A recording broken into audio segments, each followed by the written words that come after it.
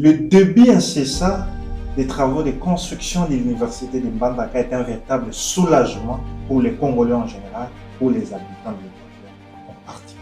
Cette promesse du président de la République va enfin se concrétiser pour le bonheur du monde intellectuel. Même si j'étais les premiers à lancer la campagne en août 2024 pour rappeler au président de la République ses problèmes, une campagne bien sûr relayée par plusieurs jeunes de notre province et quelques acteurs sociaux politiques de notre espace, la construction de l'université de Mbandaka reste la seule volonté du gouvernement. Après un démarrage alambiqué des travaux de construction de l'université de Mbandaka par l'entreprise Awad Limited et des retards dans les décaissements des fonds, les travaux ont été arrêtés pendant plus d'une année. Répondant aux instructions du chef de l'État, le gouvernement de la République a décidé de lancer un appel d'offres à travers la cellule de gestion des projets et des marchés publics CGPM. Un consortium composé de deux entreprises, CCI Sarlou et Massia Services SAV, a été retenu pour un montant de 54 723 084 $.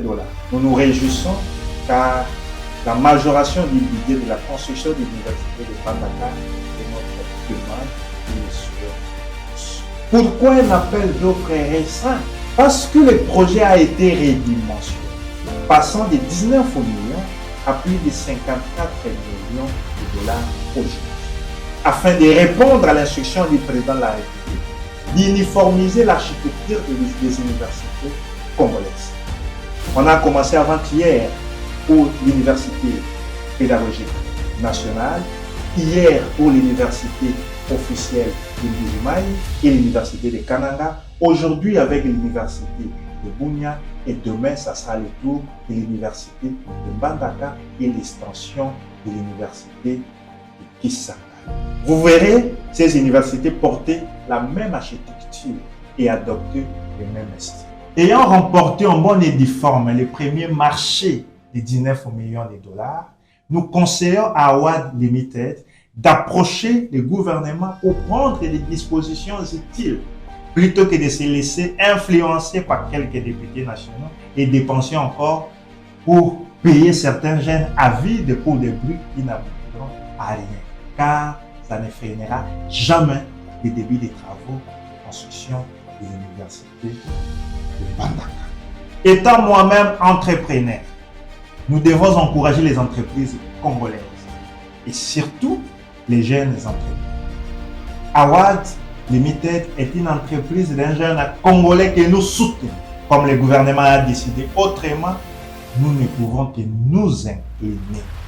Nous demandons donc que ces fonds soient réorientés ailleurs, peut-être pour la construction de l'aéroport de Mbandaka, afin de permettre à Awad Limited de bénéficier de son marché au profit de la population congolaise en général et la population de l'État. Faute de quoi, nous demandons que l'entreprise soit dédommagée pour toutes les implications financières engagées. Nous demandons également à tous les habitants de l'Équateur qui reçoivent des miettes pour s'opposer au consortium disposant de plus de 54 millions de $, en banque dans le cadre du contrat. Sinon, Congolais, pour soutenir une entreprise qui ne dispose de rien, mais attend toujours 19 millions du gouvernement, fonds qui va tomber au compte-gouttes de quitter ce stade avancé de sorcellerie. Comme j'accompagne les consortiums Massia et CC aujourd'hui pour le début des travaux de construction de l'université de Mbandaka, je suis prêt d'accompagner également Awad Limited afin qu'il soit rétabli dans cette vie, car il ne fait que jouer un rôle de défenseur du droit de l'homme. Que vive la construction de l'université de Mbandaka. Je vous remercie.